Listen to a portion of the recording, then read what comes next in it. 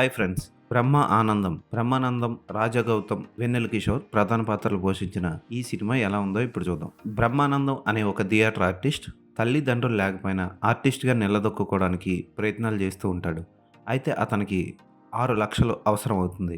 ఆ 6 లక్షల కోసం అనాథాశ్రమంలో ఉంటున్న అతని తాత మూర్తిని కలవాల్సి వస్తుంది. ఆ 6 లక్షలు ఇవ్వడానికి మూర్తి ఒప్పుకుంటాడు. కానీ ఒక కండిషన్ పెడతాడు. ఆ కండిషన్ ఏంటి? దానికోసం బ్రహ్మానందం ఏం చేశాడు అన్నదే మిగిలిన కథ. బ్రహ్మానందం పాత్రలో రాజా గౌతమ్ బాగా చేశాడు. ముందు సినిమాల్లో కూడా రాజా గౌతమ్ బాగానే యాక్ట్ చేశాడు. కానీ ఎందుకు అవకాశాలు రాలేదు, అతను కూడా నటుడిగా కంటిన్యూ అవ్వలేదు. ఈ సినిమాలో అతని నటన ఆకట్టుకుంటుంది. ఇక అతని తాత పాత్రలో బ్రహ్మానందం చాలా బాగా చేశాడు. మూర్తి పాత్రలో వృద్ధాప్యంలో తోడు కావాలి అనే ఒక మంచి మెసేజ్తో ఈ సినిమా సాగుతుంది. ఆ పాత్రకి న్యాయం చేశాడు బ్రహ్మానందం. టూ మచ్ ఏడుపుగొట్టు సన్నివేశాలు, ఓవర్ డైలాగులు, కృష్ణవంశీ తీసిన రంగమార్త